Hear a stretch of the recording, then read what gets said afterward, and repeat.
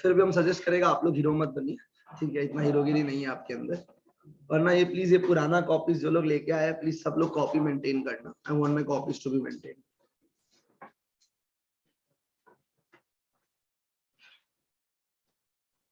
कल से ये पुराना कॉपी नहीं चाहिए, सब लोग अपना कॉपी मेंटेन करना। There is preferably a long register will be better than this. Everyone maintain a ruled copy. Ruled copy, ठीक है। स्केल पेंसिल विल पेंसिल मत लेके आना, ठीक है। कैलकुलेटर लेके आना और पेन लेके आना, काफी है। हो गया, चलिए सेटल्ड। जब हम कंटेंट लिख रहे हैं, एक बार हम लिख देते हैं, पहले आप देख लीजिए, उसके बाद आप कॉपी कर लीजिए। तो the first chapter is hire purchase, ठीक है। Second chapter is insurance claim. हम लोग अपना सिलेबस इस चैप्टर से शुरू करेंगे। किससे शुरू करेंगे? Insurance claim. Third chapter is investment accounts. Fourth chapter is branch accounts.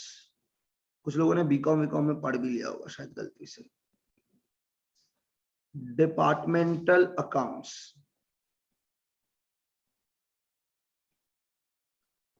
Sixth chapter is single entry, which is also called as accounting from incomplete records. Accounting from incomplete records. Chapter 7 is financial statements of a company. Financial statement of a company समझ रहा होगा, schedule 3 है यहाँ पे, ठीक है ना। Schedule 3 का पूरा बैलेंस शीट और पीएनएल है और इसके ऊपर सम्स है। redemption of preference shares. Redemption of preference share. Accounting for bonus issue and right issue, ठीक है। Chapter 10 is redemption of debentures, ठीक है।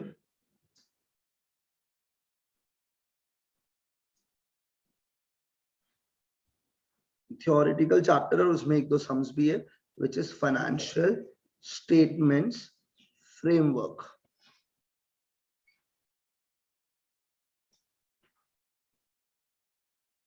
याद करने का कोशिश कर रहा हूँ, मैंने कुछ मिस किया। एकदम इजी चैप्टर। प्री पोस्ट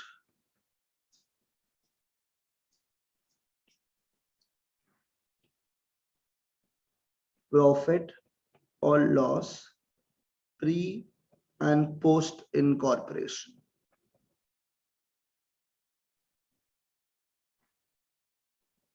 पहले सिलेबस तो जान लेते हैं क्या क्या है क्या नहीं है।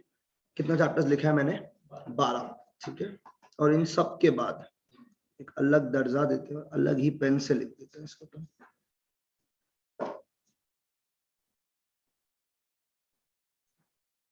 अकाउंटिंग स्टैंडर्ड्स, और इसके अंदर जो स्टैंडर्ड्स है दैट इज AS1। एक चैप्टर और रहेगी ऊपर में, कैश फ्लो स्टेटमेंट। इसको अपन 14 नंबर दे देते हैं, which will be accounting standard AS1, AS2, AS3, AS10, AS11, AS12, AS13, AS16।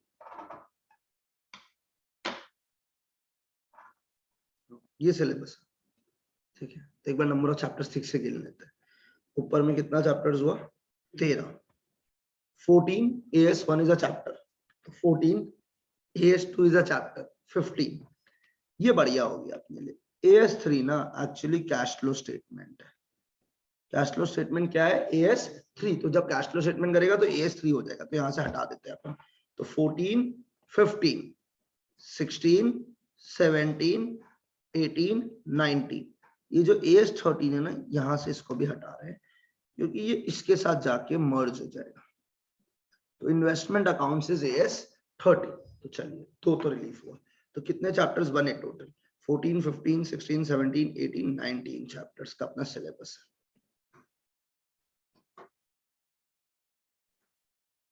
बढ़िया। ये पहला पेपर है अपना 100 मार्क्स का, और ऐसे 7 और पेपर है। ठीक है, यहाँ तक डरा नहीं रहा, खाली समझा रहा हूँ। ठीक है, चलिए अब मेरा प्लान सिंपल होगा। जो मेरा प्लान है वो आपके साथ हम शेयर कर देते हैं।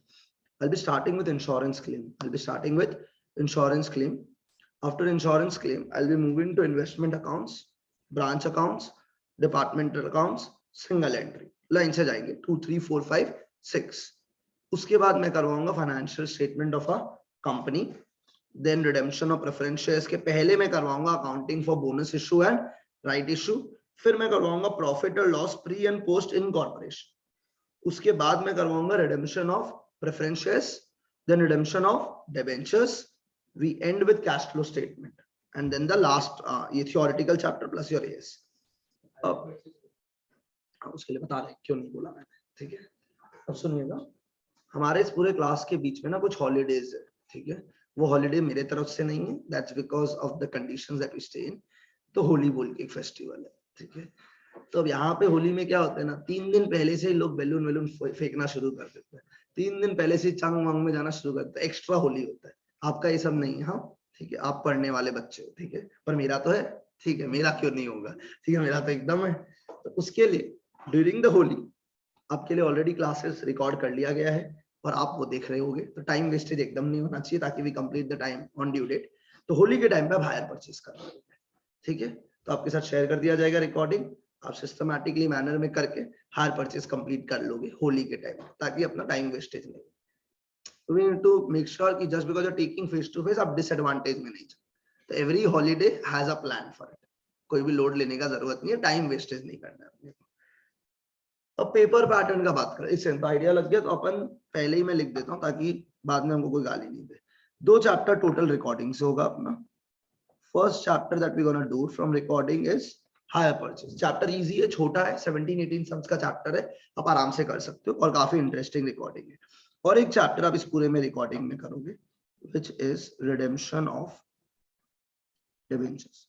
तो मैंने पूरे 19 चैप्टर्स में से 2 चैप्टर रिकॉर्डिंग में पहले ही डाल दिया है, which is redemption of debentures and hire purchase. तो हायर परचेज का रिकॉर्डिंग होली के टाइम पे होगा, और रिडेम्पशन ऑफ डिबेंचर्स जब एक बार मेरा कंपनी का थोड़ा प्लेटफॉर्म हो जाएगा उसके बाद I will share it with you, which you can watch at your convenience because that is not connected to any other chapter, but still I will try कि जब मेरा खत्म हो तो आपका खत्म होने के लिए आप वो देख लीजिएगा, ठीक है। अब इसमें किसी को कोई तरह का डाउट है, कोई दिक्कत है? ये सिलेबस है। पहला दिन हम सब कुछ बता दिया कि हम लोग कौन सा 2 चैप्टर रिकॉर्डिंग करेगा और सब लाइव करेगा। क्लासेस का टाइमिंग मैंने आपको इन्फॉर्म कर दिया। एक दिन मैं नहीं पढ़ाऊंगा, that is gonna be Sunday. तो संडे आपका मेरे साइड से हॉलीडे है। अगर इनलेस एंड अनटिल कुछ और हो जाए या फिर सिलेबस में पीछे लग रहा हो तब मैं संडे क्लास लूंगा, ठीक है। वंस वी स्टार्ट कवरिंग थोड़ा पोर्शंस, संडे मेरा टेस्ट होगा, ठीक है। तो मेरा ही क्लास टाइमिंग जो है उसी टाइमिंग पे टेस्ट होगा। तो जब लेकिन चैप्टर कवर हो जाएगा, तो लेट अस कवर 2-3 चैप्टर, नहीं तो उसके बिना टेस्ट लेने का कोई सेंस नहीं बनता। तो जब 1-2 चैप्टर्स कवर हो जाएंगे तो मेरा Sunday will be utilised for writing test. I hope this is clear, ठीक है। अब मेरा एक पैटर्न है पढ़ाने का, वो पैटर्न आपको फॉलो करना है। आपसे मैं पूछ नहीं रहा हूँ, बता रहा हूँ। तो जब मैं इंश्योरेंस क्लेम मेरा खत्म हो जाएगा, पूरा खत्म हो जाएगा, जब मैं इन्वेस्टमेंट अकाउंट्स करवाऊंगा, आप घर पे इंश्योरेंस करोगे। तो मतलब मेरे 45 सम्स है, मैंने पूरा करवा दिया, सब कुछ हो गया। आप एक कॉपी लोगे, उस कॉपी के ऊपर लिखोगे फाइनल प्रैक्टिस सीधा अभी, ठीक है ना। तो जब मैं 3rd चैप्टर करवा रहा हूँ, आप 2nd प्रैक्टिस करोगे व्हिच इज इंश्योरेंस क्लेम। तो मेरे करने के तुरंत बाद जब करोगे तो आपका रिटेंशन हायर रहेगा। कुछ डाउट होगा मेरे से पूछ सकते हो, क्योंकि आप हम लोग दोनों मिलते रहेंगे तब। I hope this is clear to everyone. और वो कॉपी इंपॉर्टेंट क्यों है? एग्जाम के पहले आपके पास सब सम्स लिखने का टाइम नहीं है। अब अभी अप्रैल में खत्म कर दिया, आपको जून में अकाउंट्स रिवाइज करना है, तो बार बार लिख के नहीं कर सकते। 45 सम्स लिखोगे तो फिर करोगे कब? तो आप जब पहली बार फाइनल प्रैक्टिस करें, एक बार मेरे साथ किया, जो सम डिफिकल्ट लग रहा हो तो मैं बोलूंगा इंपॉर्टेंट डिफिकल्ट। आप जब घर पे कर रहे हो, अगर आप कोई सम में ऐसा है कि जो अटक गया, तब उसको मार्क कर लो, रिविजन में वापस से लिख के करना है। तो जब मेंटेन रहेगा ना कौन सा सम करना है, कौन सा बहुत इजी है, देखने से हो जाएगा, अच्छे से लिखा तो सम ओरली कर पाओगे कैलकुलेटर्स पर, वो सब बहुत जरूरी है। क्या यहाँ तक समझ में आ गया सब? चैप्टर का सॉरी पेपर का पैटर्न का बात कर लेते हैं। फर्स्ट डे सब कुछ बता देता हूँ, आप काफी यूज्ड टू हो गए इस पेपर पैटर्न से। 6 क्वेश्चन है। पहला क्वेश्चन है कंपलसरी, और 5 में से कितना अटेम्प्ट करना है अपने को? 4। तो ये अपना पेपर पैटर्न है। Every question is of how much marks? 20। You guys are smart, ठीक है। अब इंटर में ना लास्ट टाइम क्या हुआ उसका बात करते हैं। एक चैप्टर दिख रहा है, चैप्टर नंबर 8, देखिए, रिडेम्पशन ऑफ प्रेफरेंस। इससे क्वेश्चन आ गया 20 मार्क्स स्ट्रेट। अगर ये बच्चा कर लेता तो 20 तो वही मिल गया। उसके बाद तो वो कपड़ा वपड़ा खोल के बैठ जाएगा, भाई 20 मिल गया, अब तो जो मिले ठीक ही है, पास तो ही गया। अब लास्ट टाइम मेरा बैच में was very disappointed with that thing कि रिडेम्पशन ऑफ प्रेफरेंस शेयर का सम आईसीआई का बुक से था, सेम टू सेम, और लोग नहीं कर पाया। 2-3 लोग बोला कि पेपर डिफिकल्ट, हमसे ये हुआ नहीं। और तुमसे अगर एक 20 मार्क का सम नहीं तो पेपर डिफिकल्टी लगेगा अचानक से। I hope you are able to understand, ठीक है। और जबकि आईसीआई का सम है, तो जब आपको बोल रहे हैं कि आपको ये रिवाइज करके जाना है खुद से, तो एज्यूम कि आप रिवाइज करोगे। आप इंटर में हो भाई, मैं थोड़ी आऊंगा वापस से आपको रिवाइज करवाने के लिए। और अगर आपसे रिवीजन में कुछ नहीं हो रहा तो आप हमसे पूछो। तो हम लोग से हम पूछा रिडेम्पशन ऑफ प्रेफरेंस सबका हो गया, हाँ हम लोग सारा सम कर लिया, आईसीआई कर लिया, आरटीपी कर लिया, एमटीपी कर लिया, पास सब कर लिया। एग्जाम में आईसीआई का सम आया, कुछ लोग हक दिया। तो ये तो प्रॉब्लम है ना, फिर ये प्रॉब्लम है। क्योंकि आपको क्या पता कि किस चैप्टर से क्या आने वाला है यहाँ पे। अब एक चैप्टर कर रहा है, आपको लग रहा है ये चिंदी, ये ऐड, उससे 20 मार्क। मे अटेम्प्ट नवंबर के पहले वाला, लोग अकाउंट्स में बहुत हल्ला चिल्ला किया, बोला बहुत ही डिफिकल्ट पेपर आया है। क्यों डिफिकल्ट है समझा देते हैं। उसमें ना 2 क्वेश्चन 20-20 मार्क का, एक नहीं 2, तो 2 क्वेश्चन। एक क्वेश्चन था financial statement of a company chapter, 20 mark का। तो लोग नवंबर में बहुत पढ़ के गए, मुझसे आए नहीं क्वेश्चन, ठीक है। तो खाली पास्ट पेपर को गेम करना इज नॉट इम्पोर्टेंट हियर। अब ये मानो कि आपका अकाउंट्स ऑन फर्स्ट पेपर है, अपने को सारा करके जाना है A to Z परफेक्टली। क्योंकि last time for example insurance claim जैसे चैप्टर से एक डिफिकल्ट सम आया था। डिफिकल्ट मतलब एक छोटा नया पॉइंट था, तो बहुत लोग का क्लिक हुआ और बहुत लोग का क्लिक नहीं हुआ। तो आप एक्सपेक्ट करोगे जब आप इंश्योरेंस क्लेम क्लास में पढ़ रहे हो ना, यार बढ़िया चैप्टर है, मजा आ रहा है, पर अगर कोई ट्रिक आ गया गलती से तो आपको प्रॉब्लम हो जाएगा। आई होप दिस इज क्लियर मैंने क्या बोला। Anyone having any question regarding this part? तो अपने को सारा चैप्टर्स अच्छे से करना है। तो पेपर पैटर्न समझ आ गया। कौन सा क्वेश्चन नंबर 1 कंपलसरी है, ठीक है। क्वेश्चन नंबर 1 में 4 क्वेश्चंस होंगे, 5-5 मार्क के, ट्रू फॉल्स ये सब नहीं। हाँ, 4 क्वेश्चन कितने मार्क्स के? 5 मार्क। और ये कहां से होगा बता देते हैं, जो हर बार आया आज तक। अब आपके टाइम में कोई नया सरप्राइज करते तो अलग बात है, पर जो अभी तक हर अटेम्प्ट में हुआ है हमारे टाइम से, हम वही बोल रहे हैं आपको। As is your first question.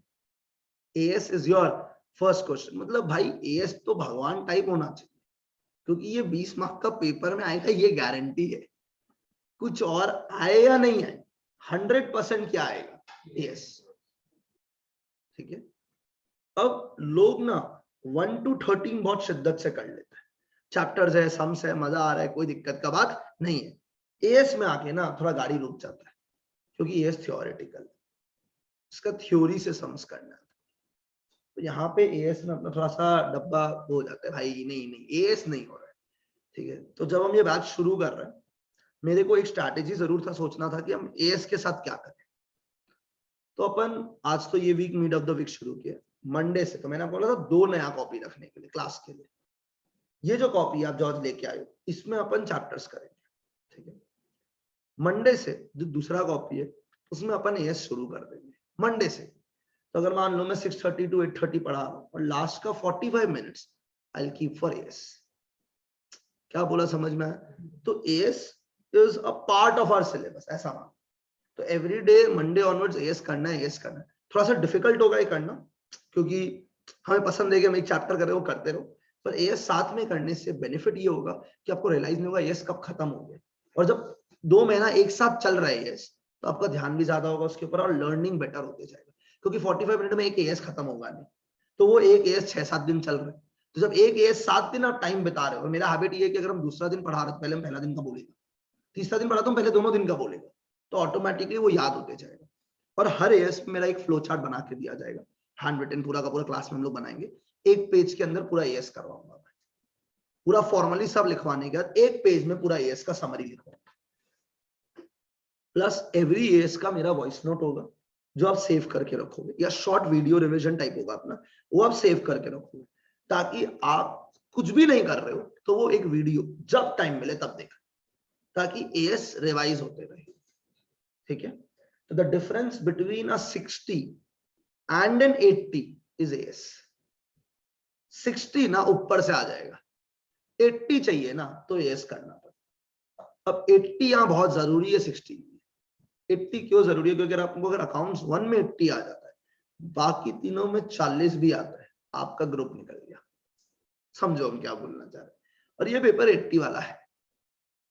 ठीक है, अब एक दो चीजें और है जो आप समझ लीजिएगा। फर्स्ट इज अकाउंट्स 1 का पेपर लेंथी होगा, बहुत लोगों का पेपर छूटेगा यहाँ पे, और 2 रीजन है। ये आपका सबसे पहला एग्जाम होगा, तो पहला एग्जाम में ना we are not in a mind state to go and write an exam. उसके लिए मैंने अपने फर्स्ट बैच में, लास्ट वाले बैच में तो खाली रिवीजन ही किया, मेरे को लगता है टीचर के साथ बैठ के, तो उनके कारण उनका टेस्ट ही नहीं हो पाया। और जो मेरा फर्स्ट बैच था उसमें मैंने टेस्ट लिया था 100 मार्क्स के। आई टुक 5 टेस्ट, उसमें से 6 लोगों ने था आउट ऑफ 27 जिन्होंने खाली वो टेस्ट लिखा था। तो वो रिजल्ट में दिखा, उन 6 लोगों का में से एक जन का भी स्कोर 60 के नीचे नहीं था। उस 6 में से 2 लोग ऐसे थे जिनका एक का स्कोर 74 था, एक का स्कोर 82 था, because they know how to write the paper. तो ये एक बहुत जरूरी चीज है मेरे हिसाब से पर्सनली। तो this is it and I don't have anything else to say. I just believe कि हम लोग कंसिस्टेंसी मेंटेन करते हैं। जब 2 महीना बाद ये सिलेबस खत्म हो तो you guys should feel 100% satisfied कि भाई हमें आता है परफेक्ट, एकदम पूरा अकाउंट्स कॉन्फिडेंट है, जो बहुत जरूरी है। कोई भी चैप्टर में कॉन्फिडेंस नहीं लगे तो आप मेरे को बताना। हो सकता है मैंने उस चैप्टर के लिए 3 दिन प्लान किया, 3 दिन से 5 दिन एक्सटेंड करने में मेरे को दिक्कत नहीं है। तो मैंने टारगेट रखा है 15 अप्रैल तक मेरे को सिलेबस खत्म करना है, पर I still take buffer of 7 days. ऊपर नीचे वो सबको रखना पड़ता है, क्योंकि कोई एक चैप्टर है मेरे को लग रहा है कम टाइम लगना चाहिए, पर आपको ज्यादा टाइम लग रहा है। ठीक है, और ये इंटर है तो यहाँ पे आपस में कोई बातचीत होना नहीं चाहिए, आपका बातचीत खाली मेरे से होना चाहिए, वो जरूरी है। ठीक है, तो आपको अगर जोक भी मारना है तो आपको मेरे साथ मारना चाहिए, ताकि क्लास का माहौल बना रहे। Is this clear? ठीक है, सुबह थोड़ा मुंह धो के आना प्लीज, ठीक है, नहा के आना, अच्छा लगेगा मेरे को भी और आपको भी, क्योंकि आपको इसके बाद एक और क्लास करना है जिसके लिए बहुत ही एनर्जी चाहिए होता है, लॉ, क्योंकि वो थ्योरी सब्जेक्ट है। ठीक है, यहाँ तो सम्स करना है तो एक रिदम आ जाएगा कहीं ना कहीं। ठीक है, तो this is the whole thing. Regularly पढ़ाई करना है। ठीक है, इस पूरे 8 महीने में नॉइज से दूर रहना। ठीक है, हमसे ये नहीं हो रहा, हमसे वो नहीं, सब इन लोग से दूर रहो। इन लोग वायरस है जिंदगी का। ठीक है, आपको दूसरे लोगों से खाली ये पता करना है कि उन लोग के वहां पे क्या क्वेश्चंस हो रहे हैं, बस उसके सिवा और ज्ञान नहीं देना। ट्रस्ट में, अगर मैं अकाउंट्स पढ़ा रहा हूं तो मेरे को पढ़ाना आता है, अगर मैं इंटर पढ़ा रहा हूं मेरे को आता है, नहीं आता तो मैं पढ़ाता ही नहीं। ठीक है, इंटर में मैंने कोई, हम लोग स्टंट मारते ही नहीं है, क्योंकि स्टंट मारने का मौका नहीं होता है। तो जो है ये सिलेबस है, 2 महीना का टारगेट है अपना, दोनों साइड से कोऑपरेशन रहेगा तो सिलेबस बढ़िया से जाएगा और मजा आएगा पढ़ाने। ठीक है, तो दिस वाज माय थिंग। आपके दिमाग में किसी को कोई डाउट है तो बताइए, कुछ सुना है तो कुछ पूछना चाहते हो आप बताइए प्लीज। इतना कुछ आप लोग ने वार्तालाप कर लिया होगा ऑलरेडी फाउंडेशन से यहाँ तक, तो कुछ सुना है, आपको कुछ पूछने का मन है पर्सनली? ठीक है, और रिगार्डिंग हम लोग क्वेश्चंस कहाँ से सॉल्व करेंगे, बहुत जरूरी है। ठीक है, सारा क्वेश्चंस मेरे मॉड्यूल से सॉल्व होगा, मतलब इस बार हम लोग आईसीआई बुक यूज नहीं करेंगे लाइक फाउंडेशन। ठीक है, तो मेरा बुक सब कुछ कवर करेगा एवरीथिंग, पर फिर भी आप मेरे ऊपर चेक रखिए। आप सीए बनोगे, आप ऑडिट करोगे, मैं तो सीए हूं नहीं, मैं तो फाइनेंस वाला बनता हूं, आप सीए वाले बनते हो, तो आपको बराबर क्या करते रहना है, ऑडिट, कि कोई भी चैप्टर में कम नहीं होना चाहिए। ठीक है, क्योंकि मैं फीस कम नहीं लूंगा, तो भाई मैं बनिया हूं, आप भी उसी कैटेगरी में जाने वाले हो, तो बराबर मेरे ऊपर चेक रखना है। तो आपका ड्यूटी क्या है, चेक रखना है कि सम सारा कवर हो रहा है या फिर नहीं हो रहा है, क्योंकि एक भी सम छूटना नहीं चाहिए। ऑल्दो नहीं छूटेगा, लेकिन आपका भी ड्यूटी बनता है बराबर ऑडिट करते रहना, क्योंकि आपका अवेयरनेस होगा। फिर आप फिर आईसीआई का बुक खोल के देख रहे हो, इंश्योरेंस में इतना समय, टीचर ने कितना कर रहा है, बाकी टीचर ने कितना कर रहा है, इंट्रोस्पेक्शन चलते रहना चाहिए। ये जरूरी है इंटर के लेवल पे, ऐसा फाउंडेशन में नहीं चाहिए, क्योंकि फाउंडेशन में तो 12 के नॉलेज से पास हो जाता है बच्चा। I hope you agree. हम एकदम लॉजिकल बोल रहे हैं, पर यहाँ ये चाहिए, क्योंकि यहाँ पे मेरे हिसाब से मैंने जितना भी चैप्टर लिखा है, इसमें से एक ही चैप्टर ऐसा होगा जो शायद अपने ढंग से नाम वाम सुना होगा, which is cash flow statement. इसके सिवा मेरे को नहीं लगता है आपने ऐसा किसी भी चैप्टर का यहाँ पे नाम सुना होगा, और कुछ लोगों ने financial statement of a company का भी नाम सुना होगा, कंपनी का बैलेंस शीट के लिए, पर बाकी कोई भी चैप्टर ऐसा नहीं है जो आपने नाम सुना होगा। और अगर नाम सुना है और कुछ पढ़ा भी है बीकॉम वीकॉम, वो सब ज्ञान बाहर छोड़ दीजिएगा क्योंकि ये बीकॉम नहीं चलेगा। ठीक है, तो लेक्चर वाइज आपको पूरा मेरे ऊपर रिलाई करना है। दूसरा टीचर का लेक्चर साइमल्टेनियसली यूट्यूब में फ्री में बहुत अवेलेबल है, ये सब मत करिए, नहीं तो मिक्स अप कर रहे हो, ये मत करो। पीडीएफ जहां से फ्री मिले, जितना टेलीग्राम चैनल ज्वाइन करना सब कर लो, जहां जो रिसोर्सेज मिले वो लेते रहो। At the end before exam you need to know what you are practising, तो your base will be my module. तो मॉड्यूल में I will be giving you the hard copy, तो मैं आपको कल हार्ड कॉपी दे दूंगा प्रिंट आउट का। I request मैं चैप्टर वाइज दूंगा अपना जेरोक्स, अब चैप्टर वाइज मेंटेन कर लीजिएगा एक फोल्डर के अंदर, लास्ट में आप बोलोगे तो मैं आपको बाइंड करवा के दे दूंगा आपसे लेके, कोई दिक्कत का बात नहीं है। पर मैं चैप्टर वाइज दे रहा हूँ because I want to make sure that every chapter is bang on perfect. मेरा इंश्योरेंस क्लेम जैसे मैंने पूरा गो थ्रू किया, I made 45 sums well compiled in an order, तो it will give me a flexibility also कि मेरा proper चल रहा है। ठीक है, ऑल्दो मेरा मॉड्यूल बना हुआ है, लास्ट टाइम मैंने मॉड्यूल ही दिया था प्रिंट आउट करवा के, पर this time I want to go chapter wise कि मेरा कुछ भी छूटे नहीं।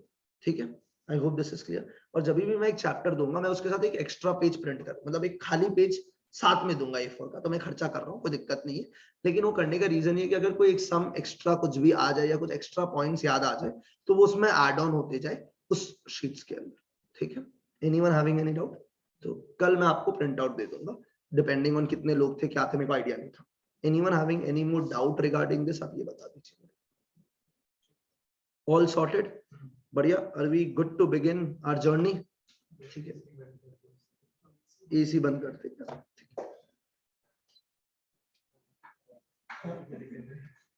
और कुछ चाहिए आपको? नेक्स्ट टाइम से आपसे प्रेफरेबल रिक्वेस्ट है कि थोड़ा आप स्कीमो बन के आइए, पूरा ढक ढक के, एसी चलते रहना चाहिए, माहौल गर्म नहीं होना चाहिए। ठीक है, और हम गर्म हवा पुसाएगा नहीं इंटर में। ठीक है,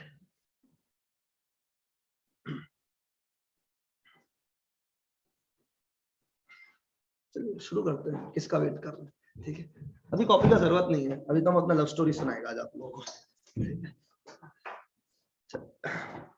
सब रेडी है? तो अपना पहला चैप्टर भाई लोग, क्या है पहला चैप्टर का नाम अपना? बहुत बढ़िया,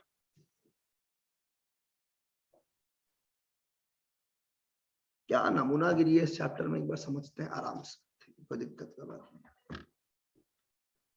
आपसे रिक्वेस्ट है, मेरा ड्राइंग्स को जज मत करना, मेरा ड्राइंग्स काफी सेक्सी होता है। ठीक है,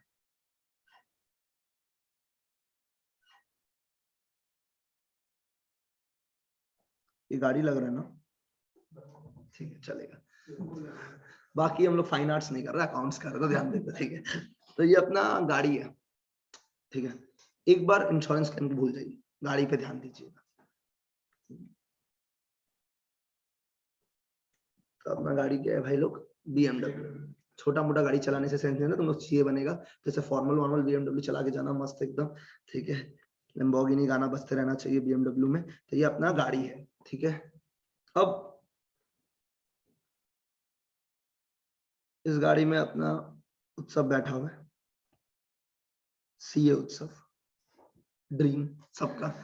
तो ये तो BMW का नंबर प्लेट की जगह ये लिख के रखा हुआ है। ठीक है, नंबर प्लेट नहीं है, गाड़ी के आगे लिखा हुआ है सीए उत्सव, ना हीरो है। ठीक है, तो ना BMW में सीए उत्सव लिख के गाड़ी चला रहा है बंदा। ठीक है, अब ये गाड़ी, यहाँ एक पोल था, ये गाड़ी इस पे जाके ठुक गया, सैटरडे नाइट था। ठीक है, तो ये गाड़ी जाके पोल पे ठुक गया, एंड गाड़ी में ज्यादा कुछ नहीं हुआ, ये आगे का पार्ट गया। ठीक है, यहां तक स्टोरी समझ में आ गया? तो अभी उत्सव गाड़ी के बाहर आ गया अपना, और फूट फूट के खून का आंसू रो रहा है। ठीक है, क्योंकि इसका BMW गाड़ी डैमेज हो गया। क्या यहाँ तक ठीक है?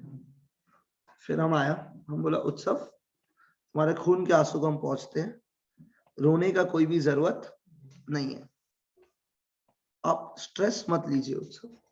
आपने जब गाड़ी खरीदा था, आपने पता है इस गाड़ी का क्या करवाया था? इंश्योरेंस।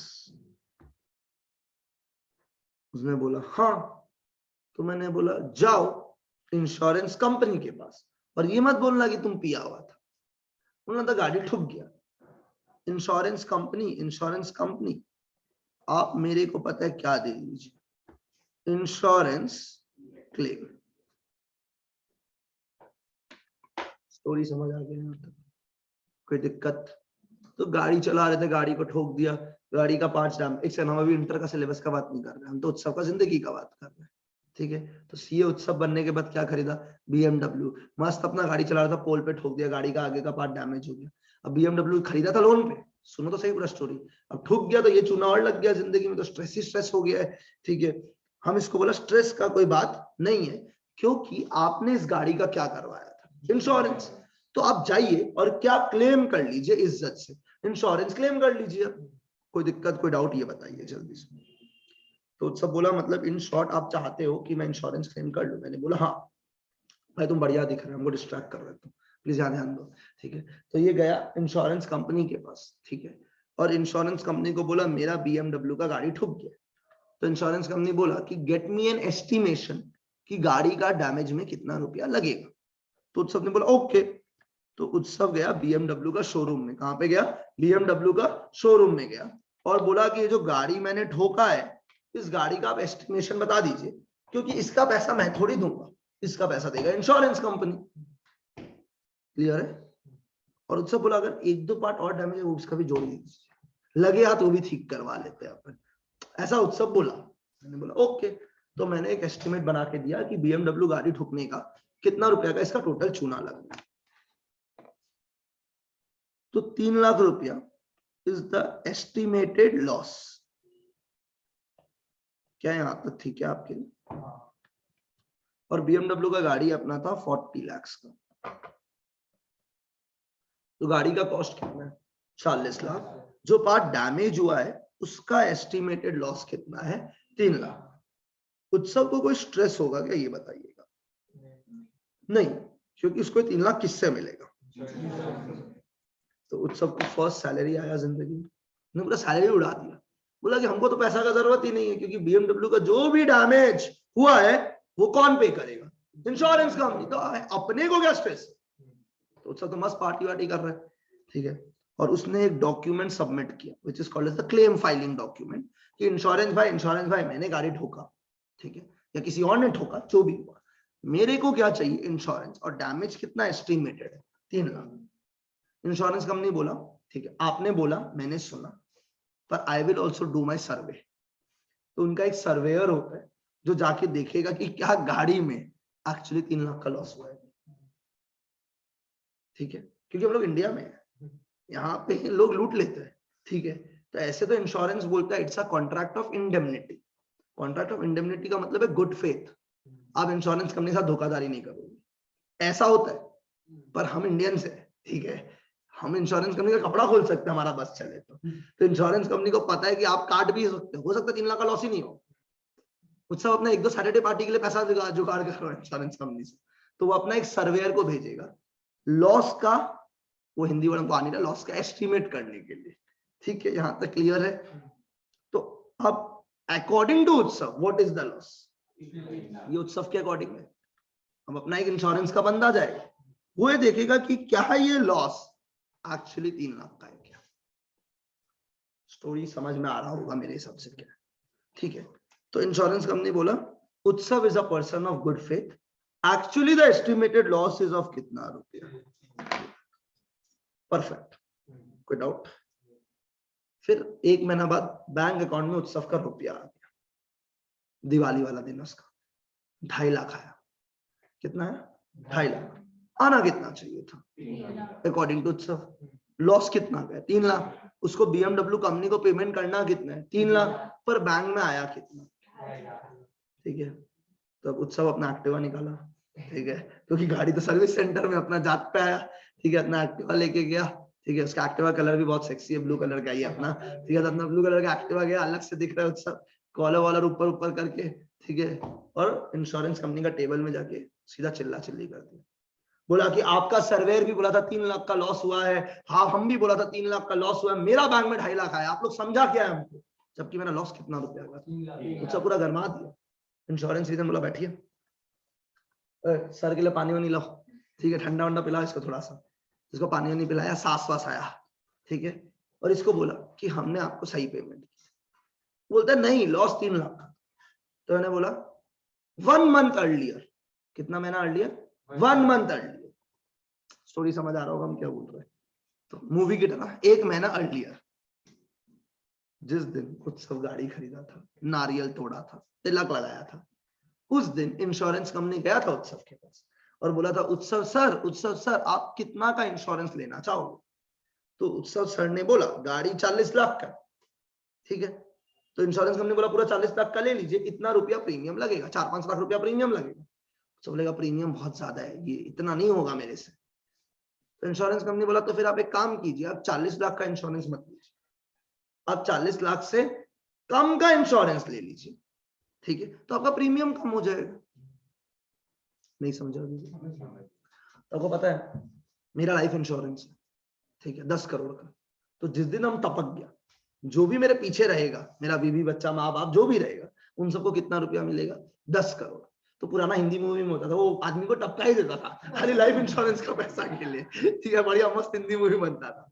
तो भाई हम कितना का इंश्योरेंस लेने का सोच रहे हैं, 10 करोड़। अब जितना बड़ा इंश्योरेंस लेगा उतना तो आपको प्रीमियम देना पड़ेगा भाई। 10 करोड़ इंश्योरेंस लेना बड़ा नहीं है, उसका प्रीमियम देना इंपॉर्टेंट है।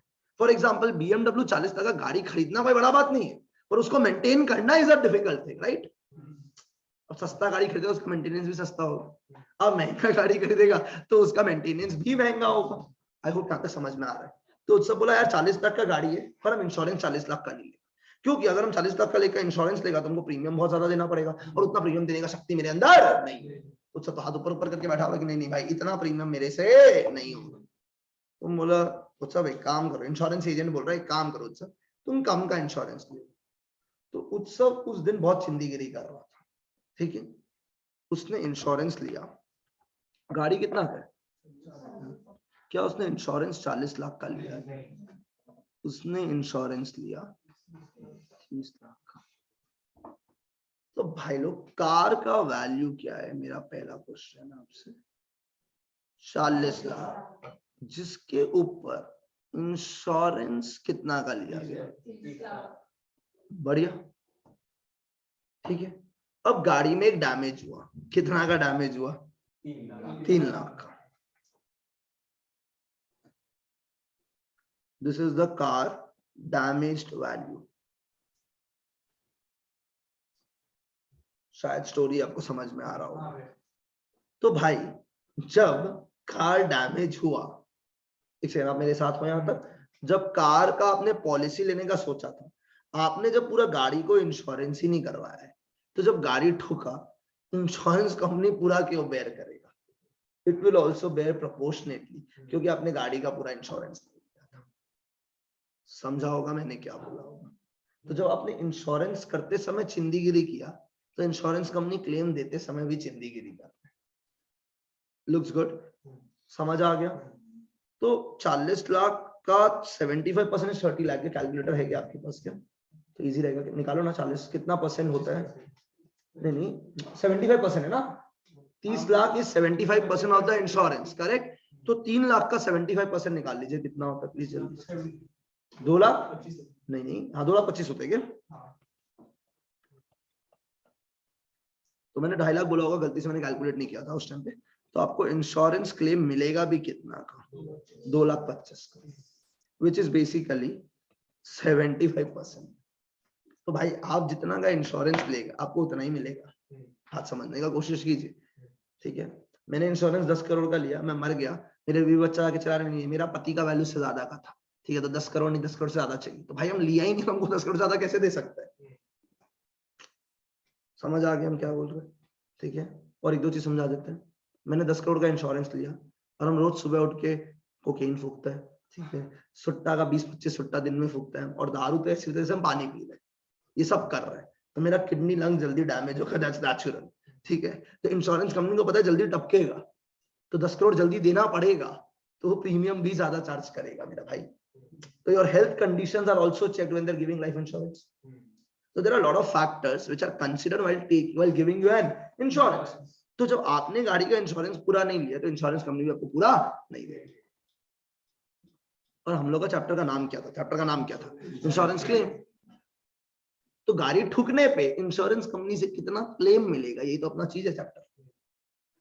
पर ये चैप्टर गाड़ी ठुकने का नहीं है, ये चैप्टर गाड़ी ठुकने का, ये मैंने एग्जांपल दिया खाली ये समझाने के लिए, कोई सबसे कॉमन चीज है। तो बहुत बार क्या होता है, हमारा गाड़ी ठुकता है, हमें लगता है हमें सब कुछ मिल जाएगा इंश्योरेंस कंपनी, हमें 1 रुपया नहीं देना पड़ेगा, तो ऐसा नहीं है। इट डिपेंड्स आपका किस टाइप का इंश्योरेंस लिया हुआ है, और जो भी आपका मैकेनिक का चार्जेस लगता है वो सब इंश्योरेंस कवर नहीं करता। खाली एक आइडिया दे रहा है जनरल अवेयरनेस के लिए। एनीवे, क्या यहाँ तक सबको समझ में आ गया क्या? आई एम नॉट श्योर आप लोग क्लियर है, पूरा बैच एकदम 100% क्लियर है।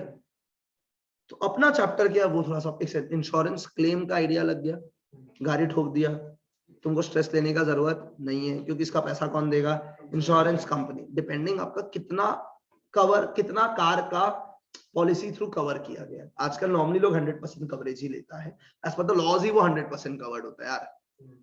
समझ में आ गया हम क्या बोले? ठीक है, चलिए एनीवे आगे बढ़ सकते हैं हम लोग। अपना सिलेबस क्या ध्यान से सुनना,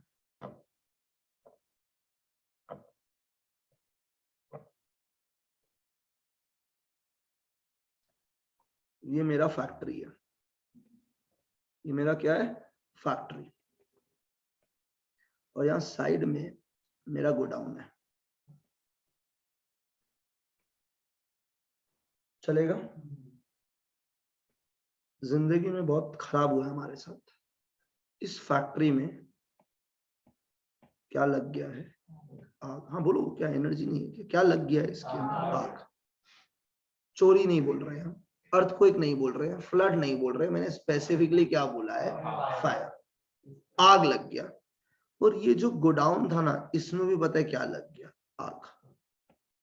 तो भाई लोग, ये आग लगने के कारण ना बहुत डैमेज हुआ, मशीनरी जल गया, फर्नीचर जल गया, फैक्ट्री राख हो गया, गोडाउन जल गया, और गोडाउन के अंदर जो माल पड़ा था वो भी जल गया। ठीक है, यहां तक क्लियर है? तो इस बात पे तनिष्क का ये फैक्ट्री था, तनिष्क। ठीक है, तो किसका फैक्ट्री था, तनिष्क। तनिष्क ने अग्निदेव का पूजा नहीं करवाया था, तो अपना आग लग गया यहाँ पे। तनिष्क फैक्ट्री के बाहर सीना पीट के रो रहा है कि भाई मेरा जिंदगी का सारा कमाई नष्ट हो गया है, ये हो गया है, वो हो गया है, पूरा एकदम। हम बोला व्हाई टू वरी, बिकॉज जिंदगी में क्या है, इंश्योरेंस, उनसे हम क्या ले लेंगे, क्लेम। बोला कि हमको ज्यादा कुछ नहीं आता इंश्योरेंस क्लेम करने में। बोला कि हम है ना, हम आपको सिखाएंगे इंश्योरेंस क्लेम के बारे में।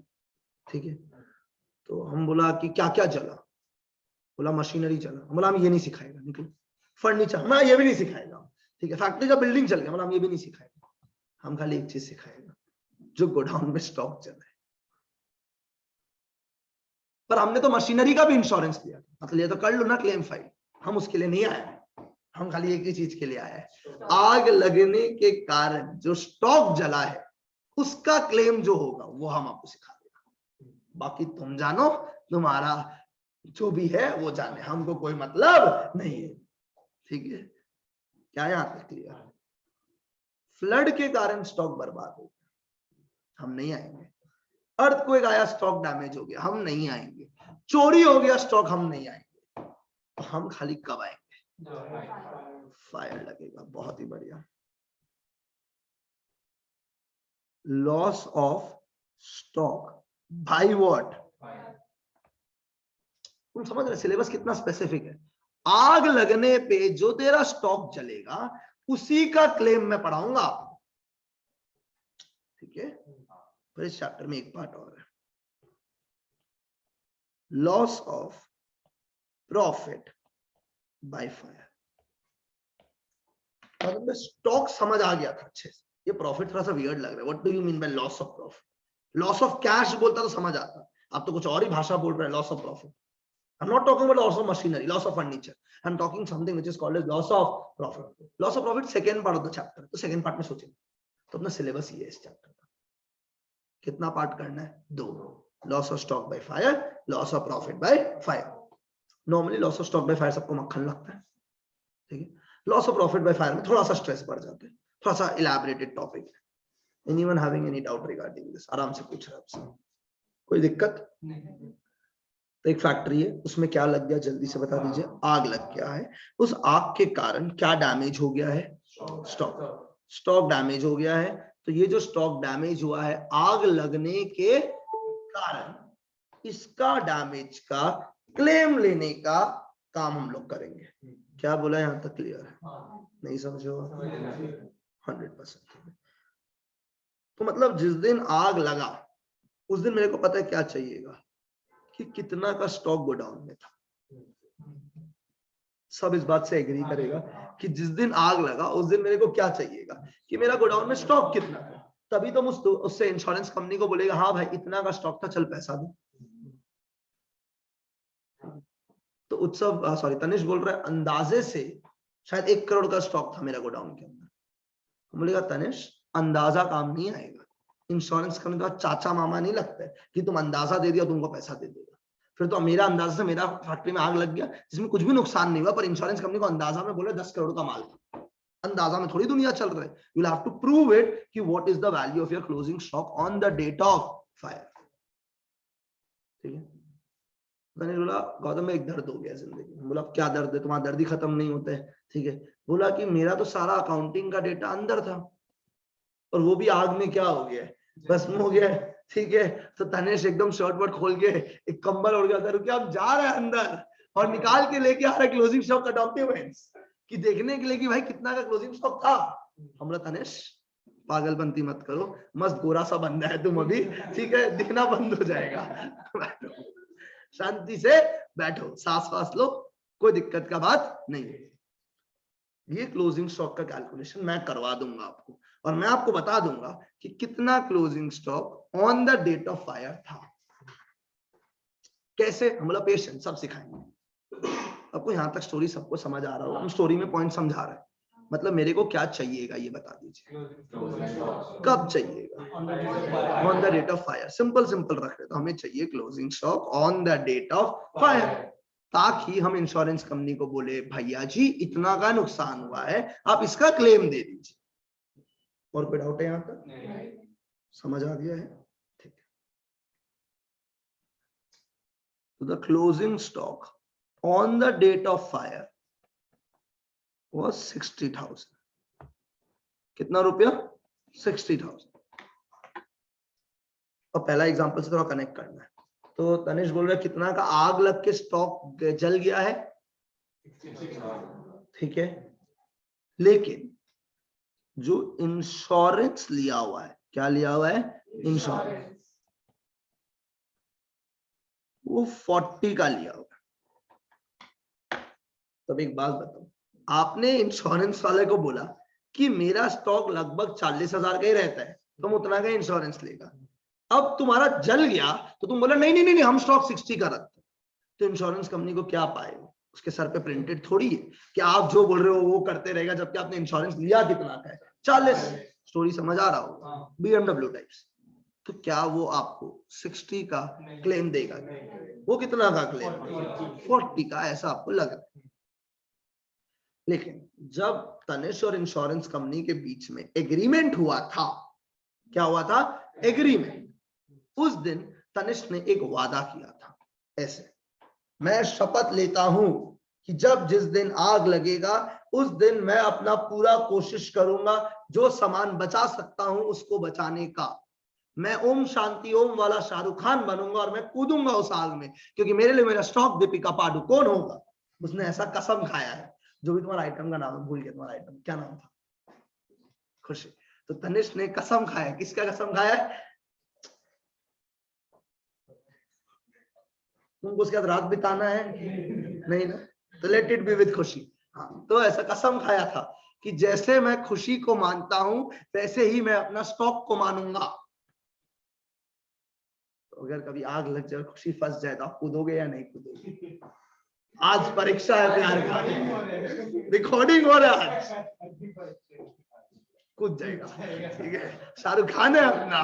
ठीक है। We don't need a fire brigade. Tanish अकेला ही काफी है। ठीक है। चलिए, तो वैसे जब स्टॉक जला तो इसने कसम खाया था कि स्टॉक किसके समान है? अरे स्टॉक किसके समान है बोलो। तो तुम लोग सबके लिए भाभी, यहाँ बोलो, तुम तो ठीक से बोलो।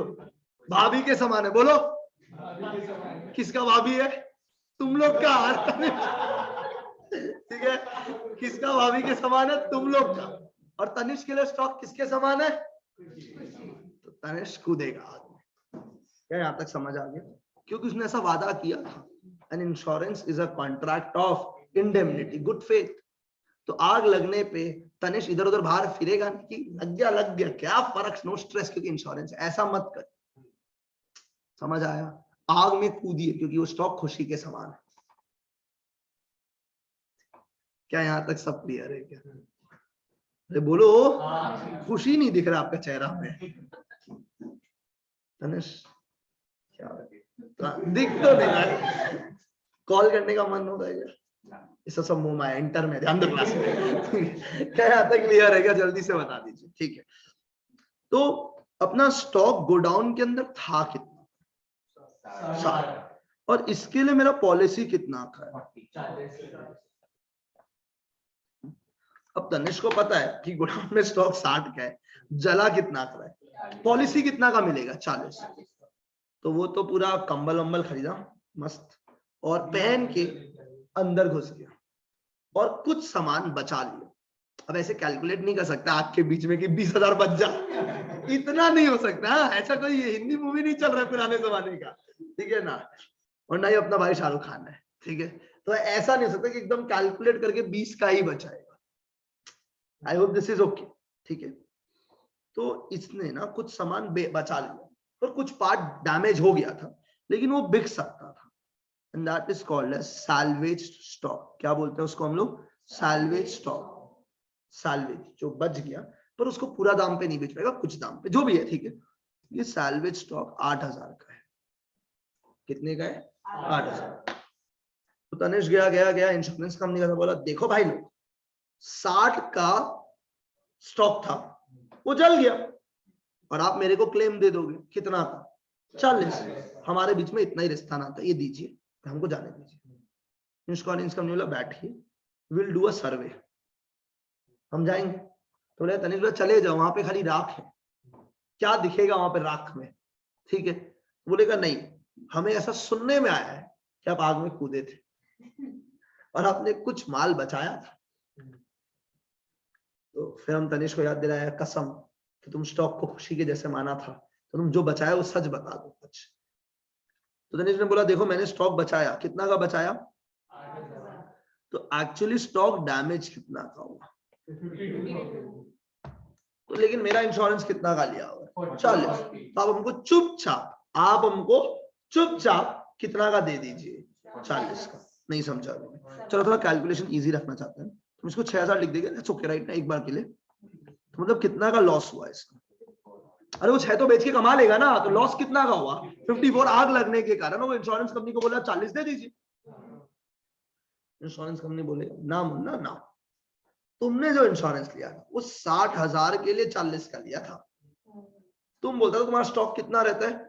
60,000 and you want to keep कितना? 40। यस यार। अब तुम्हारा डैमेज 54 का हुआ है। कितना का डैमेज हुआ है? 54। हम आपको 40 नहीं देंगे। नहीं समझा? दूसरा तरीका समझाने का, 60 का 40 मांग रहे हैं, दैट्स ओके। तो उसने कितना का सामान बचा लिया? 6 का बचा लिया। तो 6 में कुछ सामान इंश्योरेंस वाला का भी है ना, और इंश्योरेंस उसका रुपया नहीं देगा क्योंकि तो बच गया, ठीक है? 60 का अगर आपने 40 लिया है तो 6,000 का इस 4,000, तो इंश्योरेंस कंपनी क्या बोलेगा कि भाई 4,000 का तो सामान का हम नहीं देगा क्योंकि आपने 6,000 का सामान बचाया, जिसमें कुछ परसेंटेज आपका है और कुछ परसेंटेज मेरा है। प्रोपोर्शनेट चलाओ ना भाई। समझ आ गया? नहीं है अभी भी, क्योंकि यहाँ तो 60,000 और 40,000, रियल में तो करोड़ों में होगा।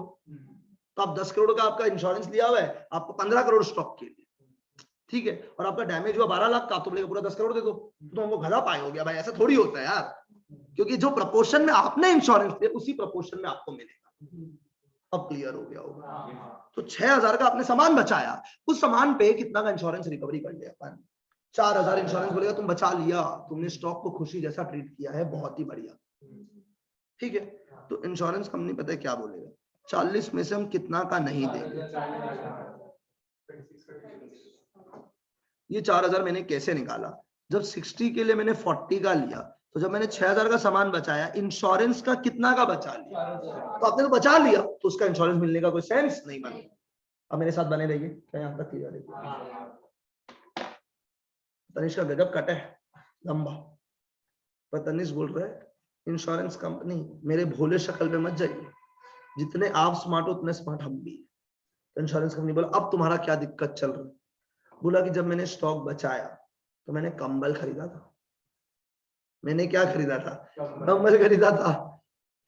मैंने एक वो खरीदा, वो लिया था, क्या बोलते हो, फायर बुझाने वाला फायर एक्सटिंग्विशर लिया था मैंने, ठीक है। मैंने वो फायर प्रोटेक्शन वाला जैकेट पहना था। ये सब में खर्चा लगा था, और तब जाके ये स्टॉक बचा है कितना का? समझ आया? तो बोला बता कितना का खर्चा लगा? बोला 3000 का खर्चा लगा था 6000 का माल बचाने के लिए। बोला ओके, अब लगा तो लगा, तो हम क्या करें? बोला कि जब बचा था तो आप बड़ा प्रोपोर्शनेटली कर रहा था, पर इस बचाने में जो खर्चा लगा इसको भी प्रोपोर्शनेट कीजिए। फिर हम क्यों बेयर करें? क्योंकि हम तो खुशी मान के स्टॉक बचाया था आपके लिए, जबकि असली में खुशी था भी नहीं वहां पर, ठीक है। तो हम जब ये बचाया तो इसमें खर्चा लगा है बचाने के लिए, नहीं समझा अभी भी? तो जो 6000 का माल मैंने बचाया है इसमें कुछ खर्चा लगा है, ये खर्चा का भी कुछ पोर्शन आपको बेयर करना पड़ेगा। तो 6000 में जब आप मिठाई खाने आए हो तो जो बचाने में, इस मिठाई को बचाने में जो चूना लगा है वो चूना में भी आपको हिस्सा लेना पड़ेगा। तो तनिष ने बोला 3000 का चूना लगा, 36 में 3000 जोड़ दो। हमला पेशेंस, 6000 में जब प्रोपोर्शनेट हुआ था तो जब जो सामान में खर्चा लगा उसका भी प्रोपोर्शनेट होगा, 2000 हो जाएगा। तो इन शॉर्ट 2000 रुपया इंश्योरेंस कंपनी आपको देगा for fire fighting expense. Fire को फाइट करने में जो एक्सपेंस लगा है, जिसके कारण आपने स्टॉक बचाया है, वो आप इंश्योरेंस कंपनी से लेगा। तो भाई लोग इन शॉर्ट आपको कितना मिलेगा?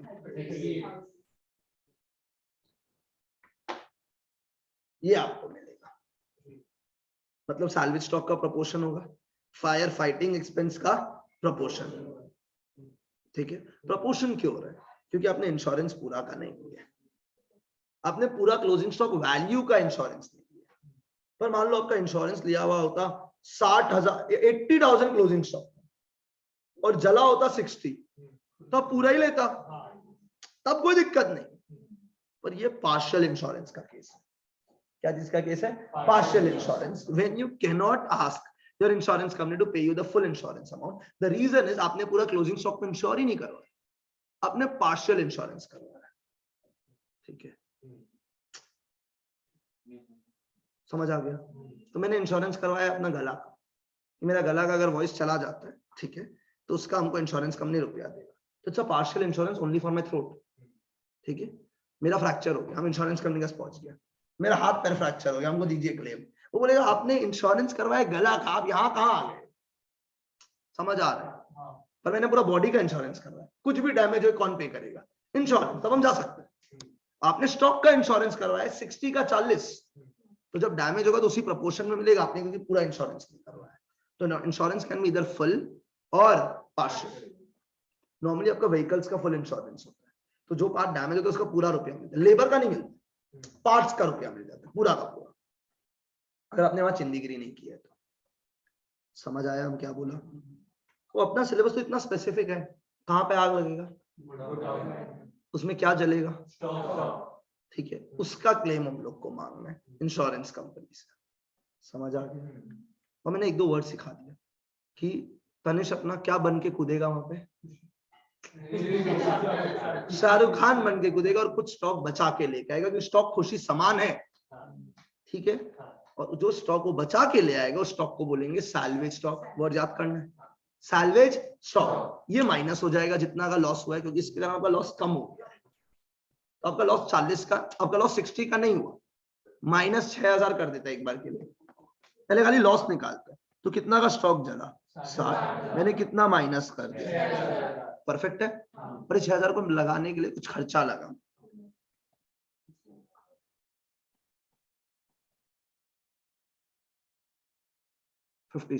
Do you agree? कोई दिक्कत है क्या इस पार्ट से? तो आपका एक्चुअली टोटल लॉस कितने का हुआ है? 57। समझ आ गया होगा। अब ये जो टोटल लॉस 57 का हुआ है, इसका क्लेम आप मांगोगे, किससे क्लेम मांगोगे? ये मेरा क्वेश्चन आपसे। लेकिन आपने क्या 60 को पूरा को इंश्योरेंस करवाया था क्या? कितना का करवाया था? 40। तो आपको 57 का भी तो एक प्रपोर्शन ही मिलेगा, दिस विल बी 38। जो आपका ऊपर में भी कितना आ रहा था? 30। पर वहां पे मैंने प्रपोर्शन सैल्वेज स्टॉक और फायर फाइटिंग का निकाला था, पर मैंने यहाँ ये चीज का नहीं निकाला। मैंने पहले पता है क्या निकाला? What is my total loss? जल्दी से बता दीजिए। 57। क्या इंश्योरेंस करवाया हुआ? हाँ करवाया हुआ है। पर आपने 60 का माल के लिए कितना का इंश्योरेंस करवाया था? 40। तो जब आपका लॉस 57 का हुआ है तो कितना का इंश्योरेंस मिलेगा? ये मैथ सबको करना आता होगा। 57,000 इंटू 40 डिवाइडेड बाय 60। इसका एक फॉर्मूला है जो हमको नहीं पता, हमको याद नहीं है, ठीक है? वो हम लिखवा देगा कॉपी में, वो डेकोरेशन कर लेना, पर फॉर्मूला लर्न करने का भी कोई सेंस बनता नहीं जब लॉजिकली समझ आ गया। तो अपने को एग्जाम में करना ये है बेसिकली, एक स्टेटमेंट बनाना है टोटल लॉस का। तो what is my total loss? How will you calculate the total loss? Closing stock on the date of fire minus जो आग में कूद के निकाला है, which is called as salvage stock. कूदने पे जो खर्चा लगा उसको प्लस कीजिए क्योंकि वो खर्चा है। तो 57 का टोटल है भाई मेरा। 60 का स्टॉक पे मैंने इंश्योरेंस कितना का लिया? तो 57 पे उसी के हिसाब से मिलेगा। तो मैंने इंश्योरेंस 1 लाख का लिया होता तो पूरा 57 मिल जाता। समझ आ गया होगा? 100% क्लियर होना चाहिए, कोई दिक्कत नहीं। इसको पता है हम लोग क्या बोलेंगे?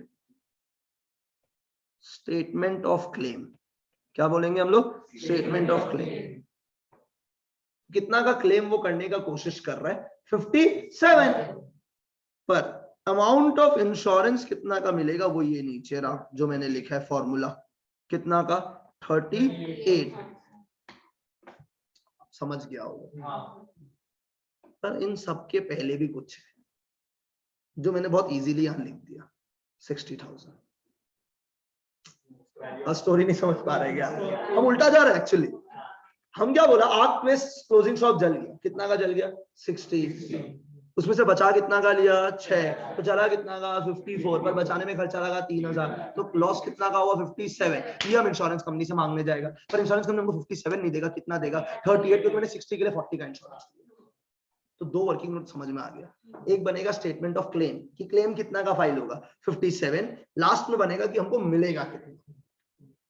पर ये स्टेटमेंट ऑफ क्लेम बनाने के लिए मैंने एक फिगर मस्त लिख दिया, क्लोजिंग स्टॉक। ये क्या करना पड़ेगा? निकालना पड़ेगा। और अगर क्लोजिंग स्टॉक निकालना है तो अपना बचपन का दिन याद करते हैं हम लोग।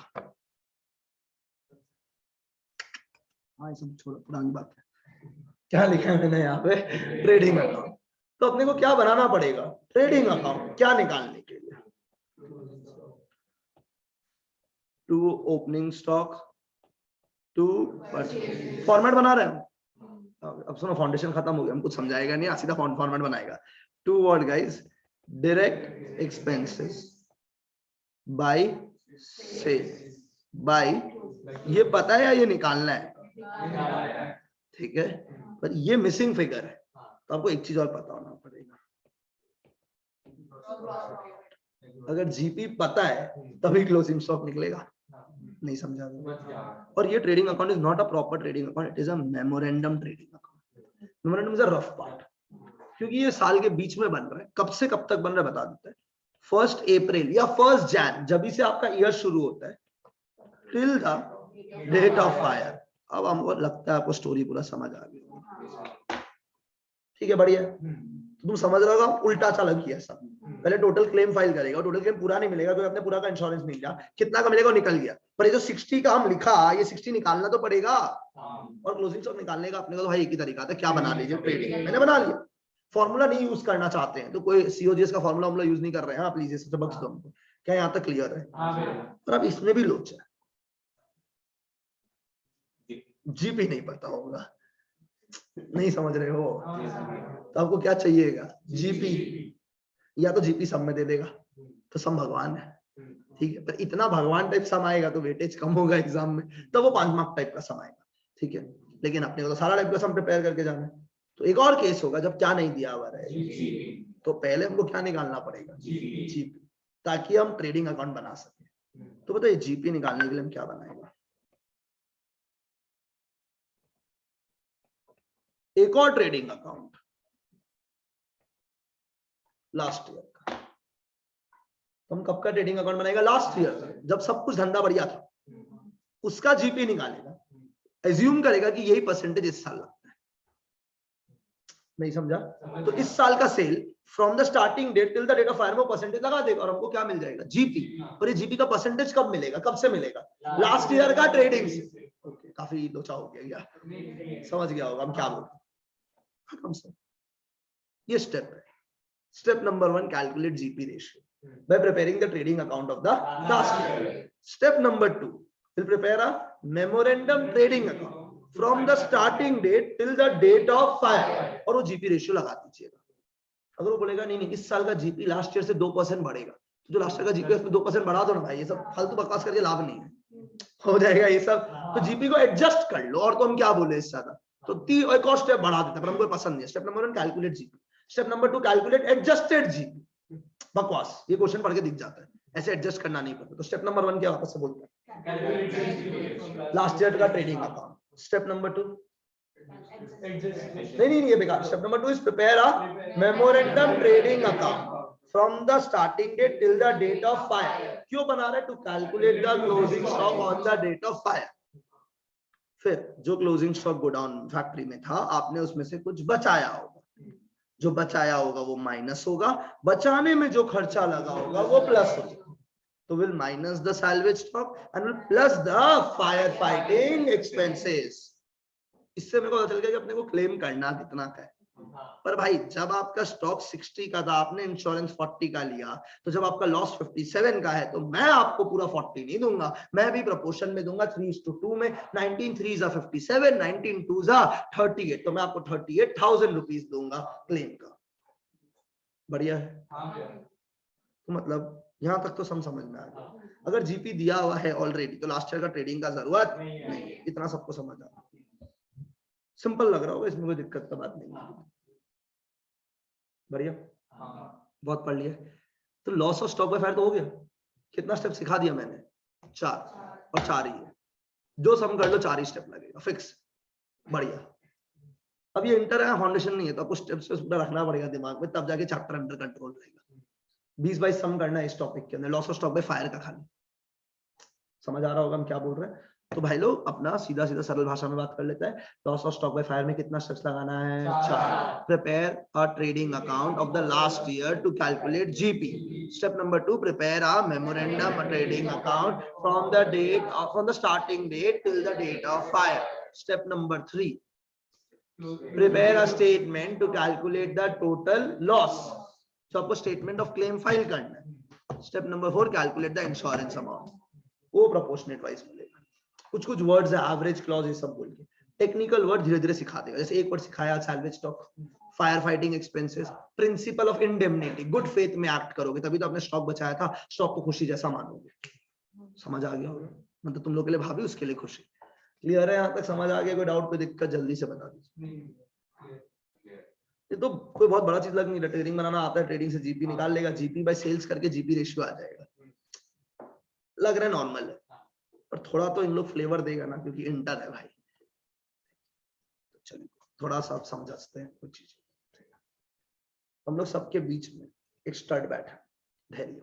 ठीक है, धैर्य के पास जितना लड़की था, ठीक है, उतना किसी के पास नहीं था यहाँ पे। ठीक है, उसके शक्ल पे मत जाओ। ठीक है, no offence to your face, शक्ल पे मत जाओ। ठीक है, तो इसका इतना बार इतना लड़की काटा है ना, अपना बंदा सख्त हो गया। ठीक है, धैर्य। तो डैड का बिजनेस है क्या? क्या चीज? फैक्ट्री। क्या चीज? पेपर कप्स का। ठीक है, तो धैर्य नालायक निकला, इसका आपको पता है। ठीक है, तो इसको आपसे डिसाइड किया फैक्ट्री में बैठाने का और पेपर कप का धंधा में करने का। ठीक है, तो धैर्य भी क्या बेचेगा? Paper cup. ठीक है, धैर्य कोई दिक्कत आपको? तो उसका डैड समझाया, अपना पेपर कप का जो पूरा बॉक्स है उसका कॉस्ट है 100 रुपया।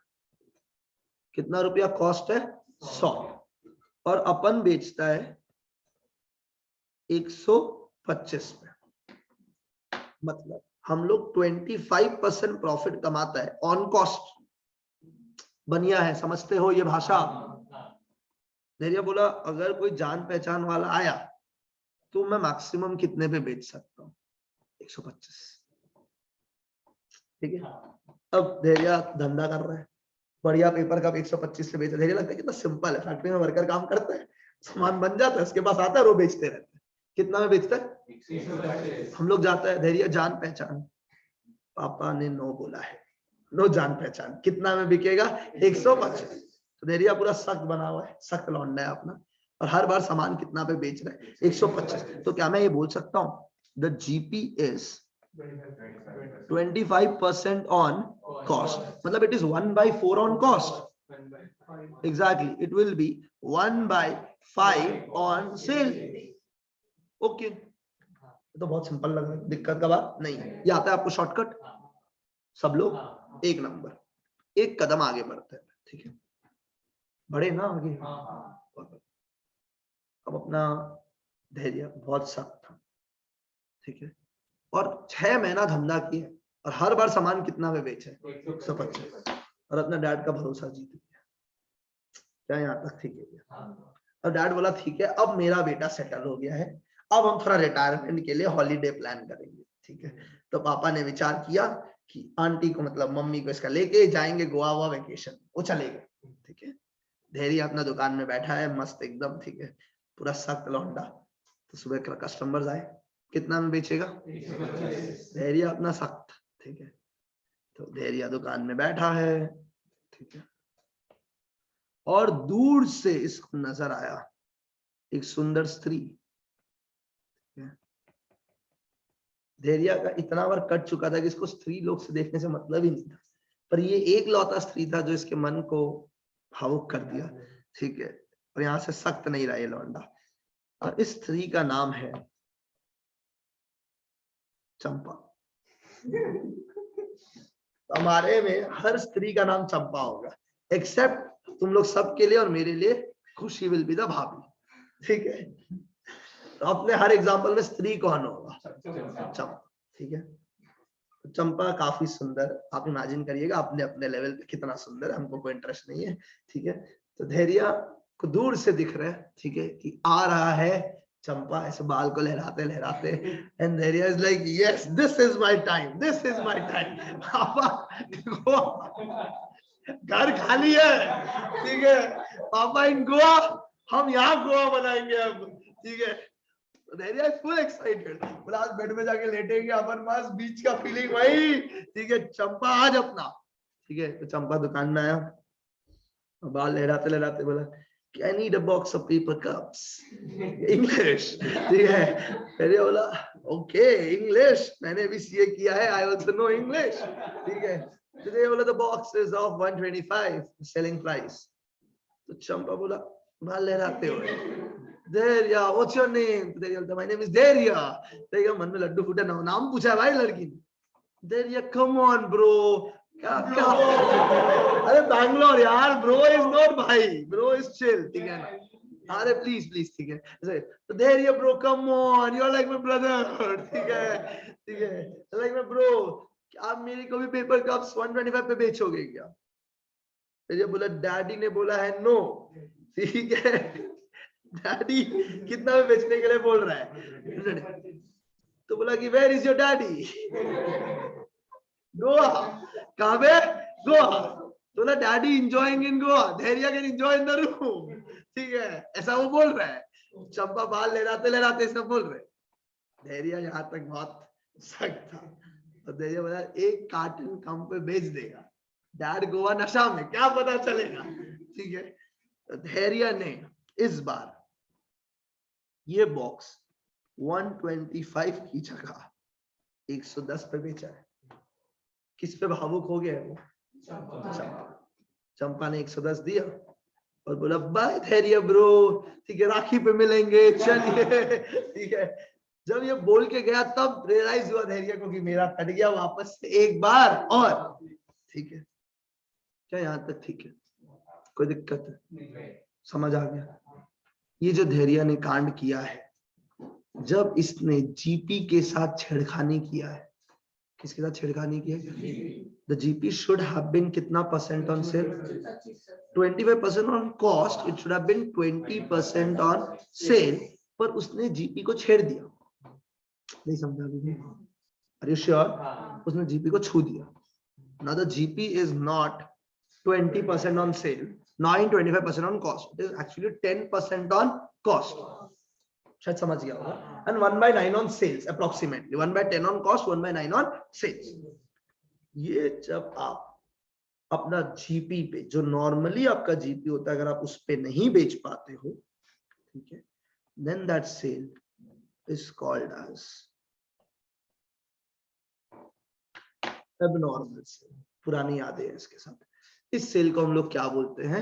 Abnormal sale. तो सारा सेल धंधा में नॉर्मल था, पर एक सेल जिंदगी में क्या था? एबनॉर्मल. अगर पूरा साल में 1,10,000 का माल बिका है, मान लो, इसमें से पता है एबनॉर्मल कितना था? 10,000. तो नॉर्मल कितना था? ऐसा कुछ हुआ है.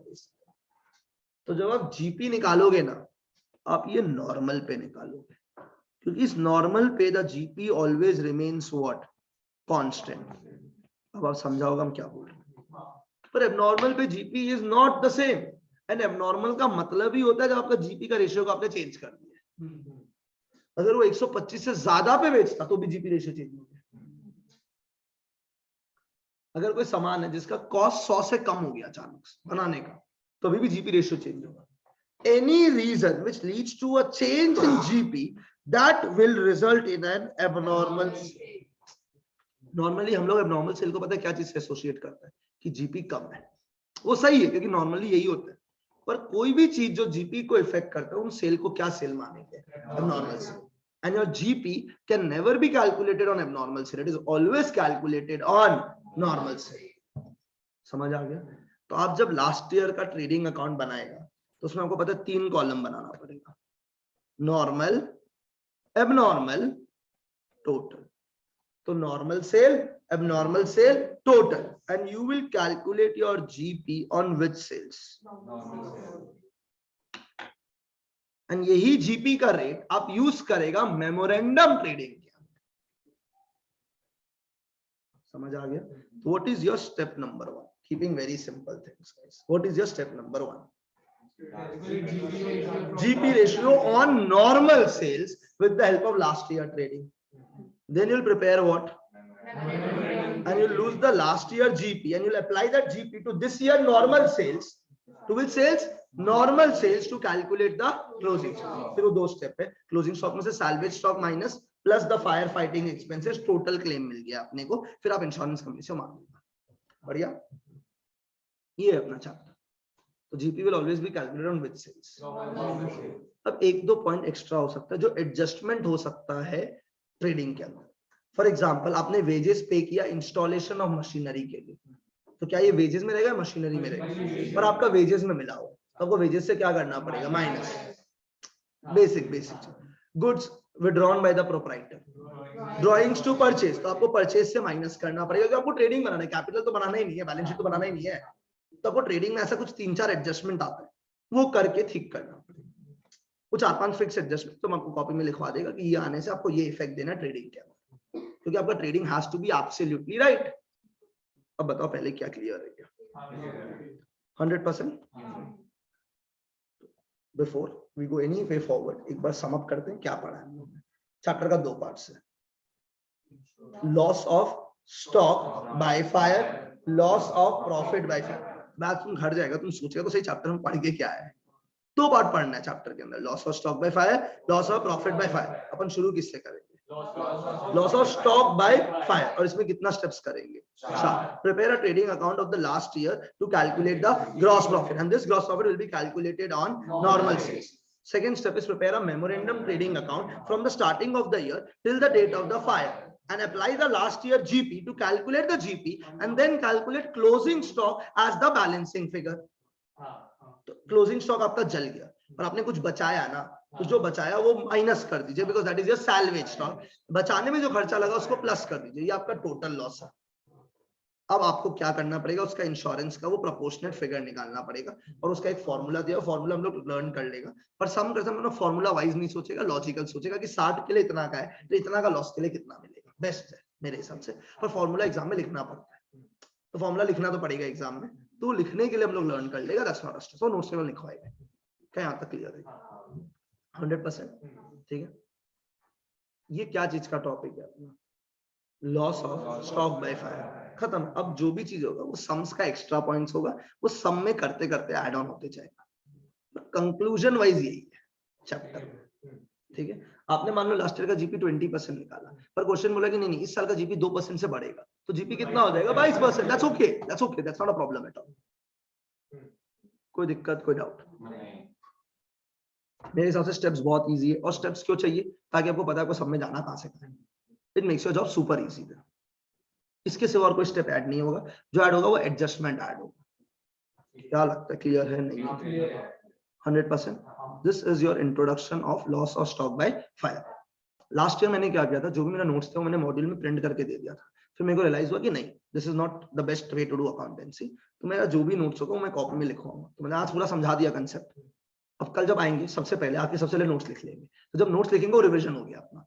लिखते समय तो पहले लिखवाया नहीं है, पहले पूरा समझा दिया, समझ आ गया। फिर लिखते समय रिविजन हो गया, याद हो गया। लिखते समय फिर सम शुरू कर लेंगे। Is this clear? तो loss of stock by fire का नोट्स होगा। नोट्स में 1-2 पेज छोड़ेंगे अपन, ताकि कुछ एक्स्ट्रा पॉइंट सम के थ्रू वो ऐड होते जाए वहां पे। कोई डाउट है, कोई दिक्कत है? अब इंटर में पढ़ाई कैसे करना है, एक पॉइंट हम ऐड कर देते हैं। आप आज से 3 महीने बाद मान लो अकाउंट्स का बुक खोल रहे हैं, इंश्योरेंस क्लेम का। आपको अगर लग रहा है आपको सब कुछ याद है, तो भगवान टाइप है। नहीं सॉरी, हम भगवान टाइप है फिर, क्योंकि मैंने क्या पढ़ाया है। ठीक है, लेकिन वैसा होता नहीं है ना। You will tend to forget things. तो तरीका क्या है, आपका कॉपी में सारा सम्स किया हुआ है, बुक आपके पास है जिससे हम लोग ने किया है। आप एक बार पूरा हर एक चीज को ऑडिट कर लो, मतलब देख लो कि कैसे कैसे क्या क्या किया था। क्योंकि कोई ना कोई सम होगा जिसमें ट्रिक होगा ही होगा भाई। ऐसे हर सम मक्खन थोड़ी होगा, 4 स्टेप बोलते लगाते आंसर आता रहेगा। तो इतना इजी तो कोई भी कर लेता। तो ऑब्वियसली कुछ ट्रिक्स होगा सम में, जो ट्रिक का हम पॉइंट्स भी लिखवाएगा। तो आप पहले पूरा चैप्टर को अच्छा से गो थ्रू कर लो। घर पे भी जब हम 3rd चैप्टर करवा रहे हैं, आप 2nd सॉल्व कर रहे हैं, मान लो इंश्योरेंस आप सॉल्व कर रहे हैं और हम नया चैप्टर करवा रहे हैं इन्वेस्टमेंट, तो आप पहले एक बार पूरा चैप्टर अच्छा से पढ़ लो क्या लिखवा है, फिर खुद से लिख के सॉल्व करो। पर जब वापस से रिवाइज करेगा टेस्ट वेस्ट के लिए, तब तो बार बार लिख के करना पॉसिबल नहीं हो सकता। शुरू में 1-2 महीना जोश रहे, पर उसका टाइम नहीं रहेगा भाई, जब जैसे सब्जेक्ट बढ़ते जाएगा। तो आप खाली ओरली सारा सम्स अच्छा से देख लिया, कैलकुलेटर बैठ के ओके ये यहाँ डाला, ये यहाँ डाला, ऐसे बेसिक। और उसके लिए कॉपी मेंटेन चाहिएगा, पॉइंट सारा लिखा हुआ होना पड़ेगा, और थ्योरी शुरू में लिखा होना पड़ेगा, ताकि तुम नोट्स रिवाइज कर ले कि गौतम मैंने क्या क्या स्टेप्स बताया था, किस सब में क्या एक्स्ट्रा पॉइंट्स है, वो सब रहना पड़ेगा। हम तरीका बता सकते हैं, पढ़ना आपको पड़ेगा। एक चीज याद रखना, आप हर बार लिख के नहीं कर सकते, तो उसके लिए नोट्स बहुत इंपॉर्टेंट हो जाता है कि आपका नोट्स हमसे मेंटेन है। क्या यहाँ पे किसी को स्ट्रेस है? आई थिंक आज का क्लास आप लोग सबको समझ में आया होगा, क्या हम लोग किया क्या नहीं किया। पूरा कंसेप्ट यही है। अब जो कंसेप्ट है रिगार्डिंग, जैसे बीच में एक एडजस्टमेंट आएगा, गुड सेंड ऑन कंसाइनमेंट का आएगा, गुड सोल्ड ऑन अप्रूवल और रिटर्न बेसिस आएगा, तो वो सब ये फाउंडेशन का है। पर जितना भी चाहिए हम सब वापस से बोलेगा, obviously implying that you don't know anything. ठीक है, I hope this is clear. तो सम वाइज हम सब कुछ बोलेगा। ये अपना पहला चैप्टर है, insurance claim, loss of stock by fire का कंसेप्ट है। ठीक है, 100% क्लियर। कल अपना टारगेट होना चाहिए अराउंड 8 to 9 सम्स कल ही करने का। स्पीड शुरू से तेज रखता है ताकि एंड में वो प्रेशर नहीं है। ठीक है, आज हम काफी स्पीड में पढ़ा है, loss of stock by fire हो गया। क्या आप इस स्पीड से कंफर्टेबल हो? एनीवन हैविंग एनी डाउट आप पूछ सकते हैं हमसे। तो हम एकदम स्लो नहीं पढ़ा है, हम सारा कंसेप्ट दे दिया आज। अब नॉर्मल से याद रह जाएगा आप लोग को। जब भी जीपी रेशियो टच होगा, जब आपका नॉर्मल जिस दाम पे बेचना चाहिए उससे ज्यादा या उससे कम पे बेचोगे, that is called as a perfect. Anyone having any doubts? तो चलिए यहाँ पे रुकते हैं। आपका next class will be follow right here at the same place. Thank you.